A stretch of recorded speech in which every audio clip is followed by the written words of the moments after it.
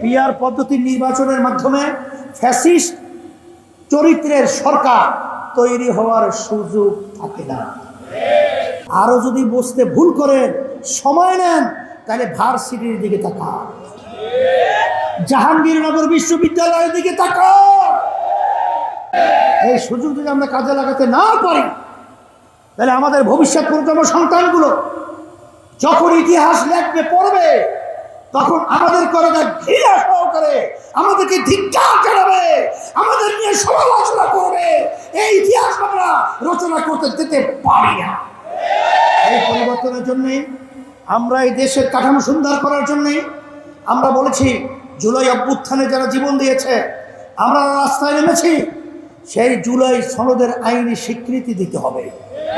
জুলাইয়ের আইনি স্বীকৃতি দেওয়া না হয়, সরকার ক্ষমতায় কে আসবে তা তো জানা নাই।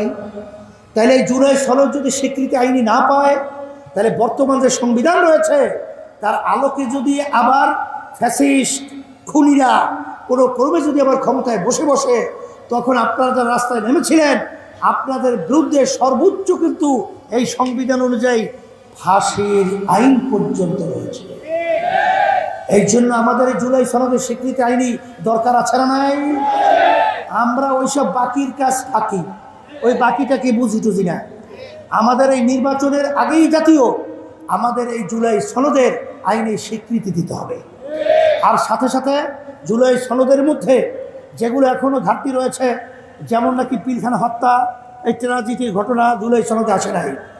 শাপলা চত্বরের আলেম ওলামা সহ বাংলাদেশের মানুষকে যে নির্মমভাবে হত্যা করেছে, সেই ঘটনা ওখানে আসে নাই। এই উল্লেখযোগ্য বিষয়গুলো জুলাই সনদের ভিতরে এটা কিন্তু আসতে হবে। এই কথা ঠিক কিনা? আর একটা দাবি আমাদের মৌলিক হলো, পিআর পদ্ধতিতে নির্বাচন হতে হবে।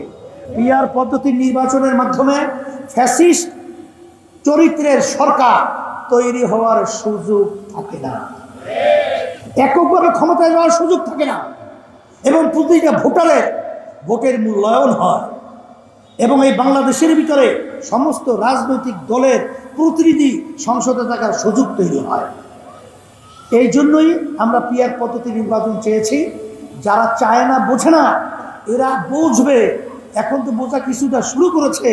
তারা নাকি দেশ গড়ার ব্যাপারে এবং এই জুলাই সনদের আইনি স্বীকৃতি নির্বাচন আগে দেওয়ার ব্যাপারে, এরা নাকি তারা সংস্কারের ব্যাপারে তারা গড়িমসি করছে। আমি পরিষ্কার বলবো, আরও যদি বুঝতে ভুল করেন, সময় নেন, তাহলে ভার্সিটির দিকে তাকান, জাহাঙ্গীরনগর বিশ্ববিদ্যালয়ের দিকে তাকান। যারা এই দেশটা বারবার পরিচালনা করেছে, এইভাবে তাদেরকে কলঙ্ক অধ্যায় ইতিহাস রচনা করতে হবে, এটা তো আমরা কোনোদিন কল্পনাও করতে পারি নাই। সেখানে কিন্তু জুলাই চেতনার বাস্তবায়ন হয়েছে। এই জন্য পরিষ্কারভাবে বলছি, এখনো বোঝার সুযোগ রয়েছে। শুধু ক্ষমতার জন্যে, শুধু কিছু অর্থের জন্যে, চাঁদাবাজিকে পুক্ত করার জন্যে, স্টেশন দখল করার জন্যে আপনারা বারবার দেশকে একটা অশান্তি আগুনে ধাউ ধাউ করে জ্বালাবেন, এটা আর হতে দেওয়া যাবে না, হতে পারে না। পরিবর্তন আমাদেরকে করতে হবে। সেই লক্ষ্যে আমরা ইসলামী আন্দোলন বাংলাদেশ, আপনাদের এই মাটির সন্তান, আমাদের শাহ ইফতেখার তারিক, সে আমাদের সাংগঠনিক সম্পাদক, হাত পাকা শান্তির প্রতীক, আমি আপনাদের সামনে তার হাতে উঠিয়ে দিয়ে আমানত হিসেবে রেখে গেলাম। আল্লাহ রাব্বুল আলামিন তাকে ইসলামের পক্ষে বিজয় দান করেন। আপনারা ভালো থাকেন, দোয়া চাই, দোয়া করি, আল্লাহ কবুল করুন। রব্বানা আতিনা ফিদ দুনিয়া হাসানা ওয়া ফিল আখিরাতি হাসানা ওয়া কিনা আযাবান নার বিরহমাতিকা।